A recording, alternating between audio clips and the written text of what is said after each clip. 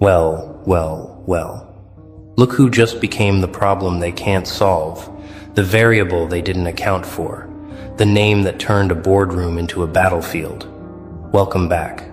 Or should I say, welcome to the moment everything shifted.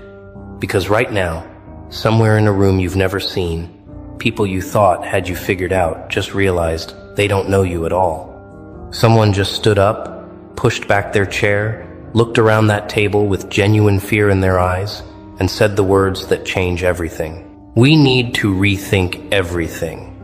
And the silence that followed? That silence was about you. Let's paint the picture properly, shall we? There's a conference table, polished wood reflecting anxious faces. There's a projector screen with your name on it.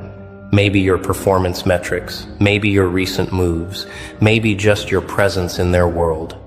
There are people who thought this meeting would be routine, a quick discussion, a simple strategy session. But then someone said something. Maybe it was your numbers. Maybe it was your impact. Maybe it was the realization that every assumption they made about you was wrong. And suddenly, the room temperature dropped. Suddenly, notebooks closed. Suddenly, the person who thought they had all the answers stood up and admitted they have none. We need to rethink everything. 5 words, simple words.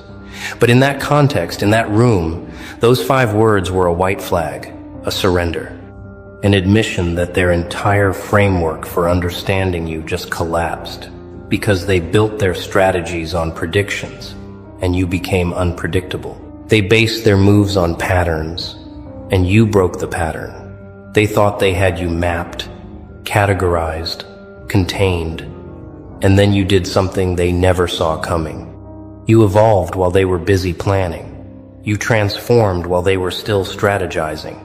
You became the answer to a question they didn't even know they should be asking. And now? Now they're scrambling. Now the confident ones look confused. Now the decision makers look paralyzed.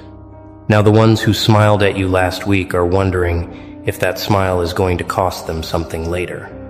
Because this meeting wasn't supposed to end like this. It was supposed to end with clarity, with direction, with everyone nodding in agreement about how to handle you. Instead, it ended with chaos. It ended with someone walking out. It ended with the realization that you are not a problem they can solve, with their usual tools, their standard procedures, their comfortable assumptions. You want to know what triggered it? It wasn't one thing. It was the accumulation. It was the way you've been moving differently, thinking differently, showing up differently. It was the results they couldn't ignore. It was the reputation that started building outside their control.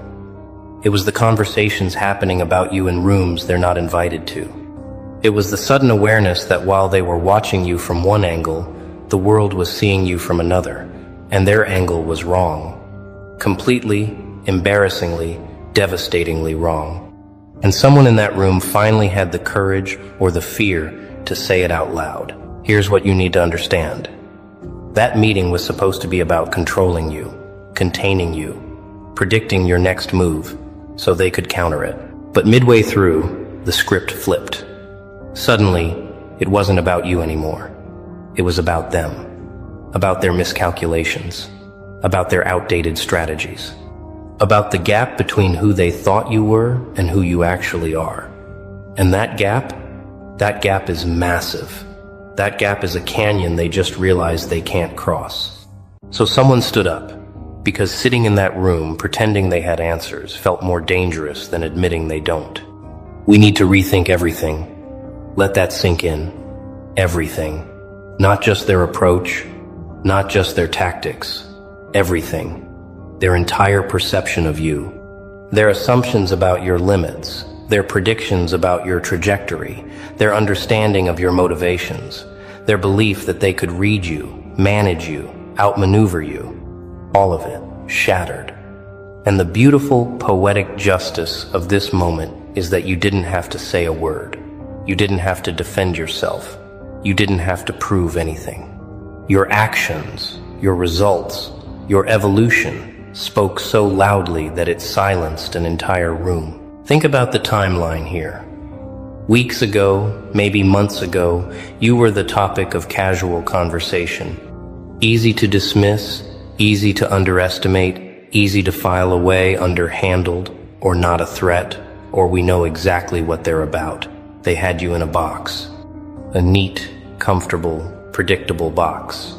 And they checked on that box occasionally, nodded in satisfaction, and moved on to other concerns. But somewhere along the line, the box started shaking, and they ignored it. Then the box started cracking, and they made excuses. Then the box exploded, and now they're standing in the debris, looking at each other, asking how this happened. You happened. That's how. You refused to stay in their narrative. You refused to play the role they assigned you.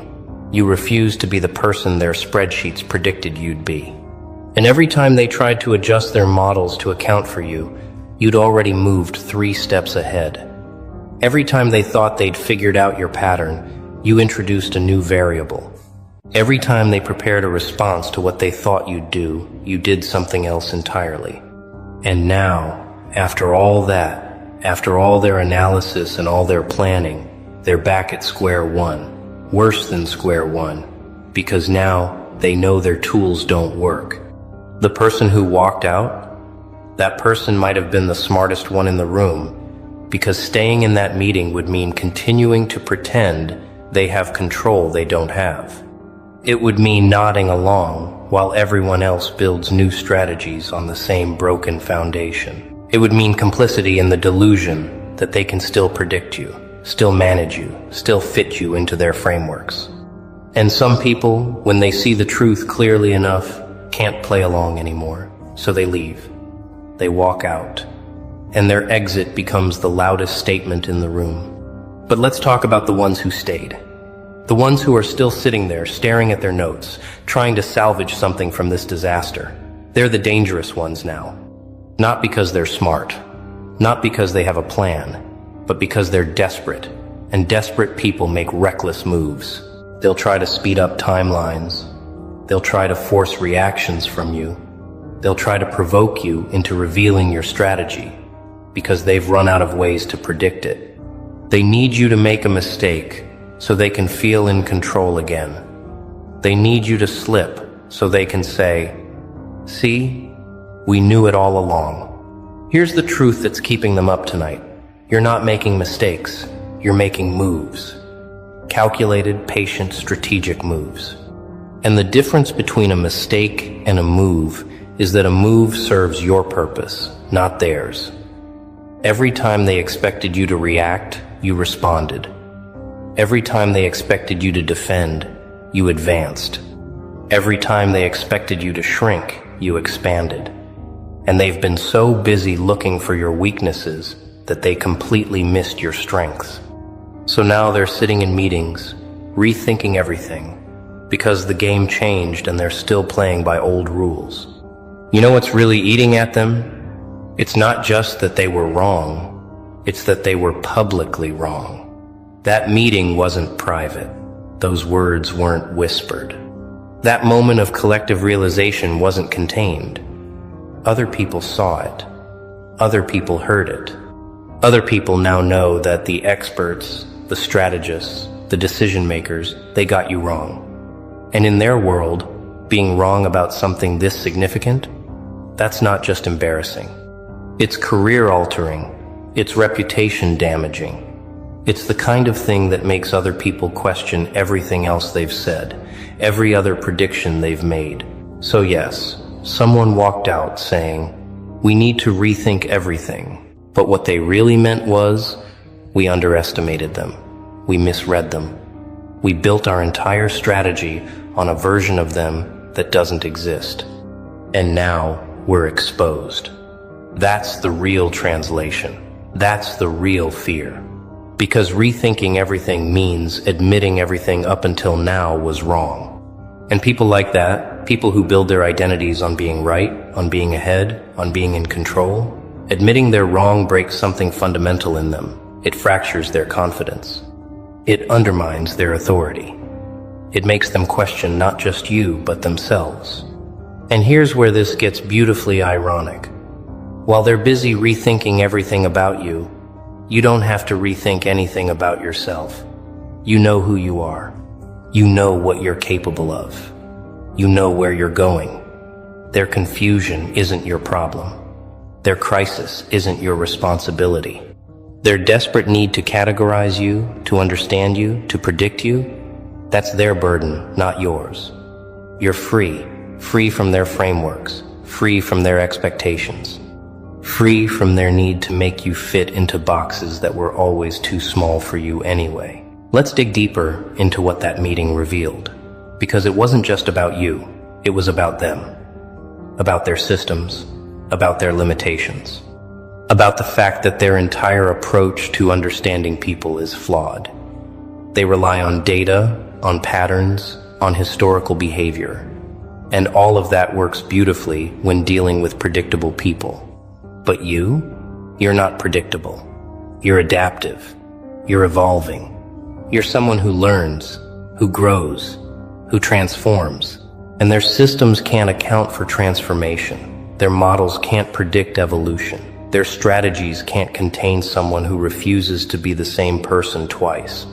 So when someone stood up and said, "We need to rethink everything," what they were really confronting was the limitation of their own thinking.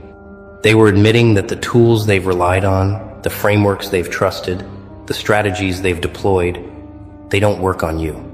And if they don't work on you, what else are they wrong about? Who else have they underestimated? What other opportunities have they missed because they were too busy fitting people into predetermined categories? That's the real chaos that meeting ended in.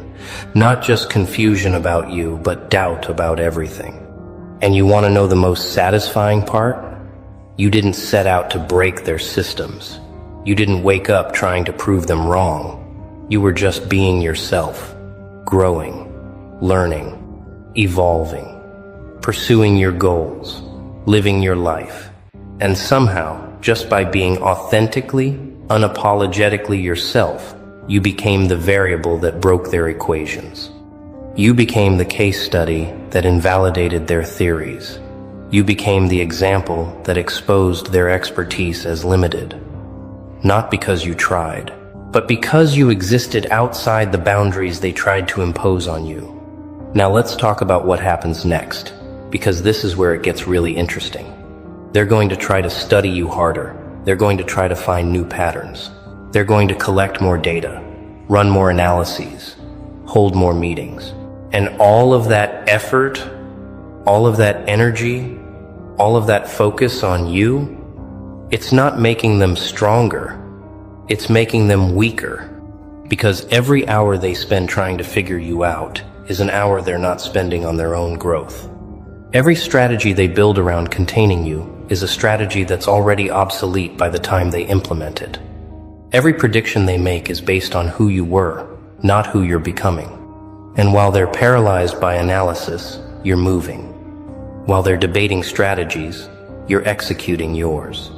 While they're rethinking everything, you're building everything. The gap between you and them isn't closing, it's widening. And they feel it. That's why the meeting ended in chaos. That's why someone walked out. That's why the ones who stayed looked shaken. Because they can feel the momentum shifting. They can sense the control slipping. They can see the future taking shape, and in that future, they're not the ones determining your trajectory. You are. Here's what they'll never understand. You're not their competition. You're not their rival. You're not playing the same game they are. They're playing chess, moving pieces, thinking 3 moves ahead. You're playing a different game entirely. One they don't have rules for. One they don't have strategies for. One they can't win because they don't even understand how to keep score. And that dissonance, that fundamental mismatch in understanding, that's what creates the chaos. That's what makes them rethink everything. That's what makes their meetings about you turn into meetings about their own inadequacy. Let's address the fear, because fear is the real emotion driving that chaos. They're afraid of what you represent, not who you are as a person, but what you symbolize. You represent the possibility that their entire worldview is wrong. that their methods are outdated, that their authority is fragile, that their control is an illusion. You represent change they can't manage, growth they can't contain, success they can't explain.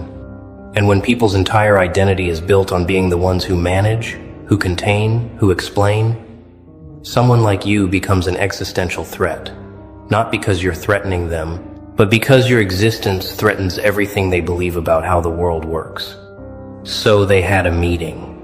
They tried to solve the problem of you, and midway through, someone realized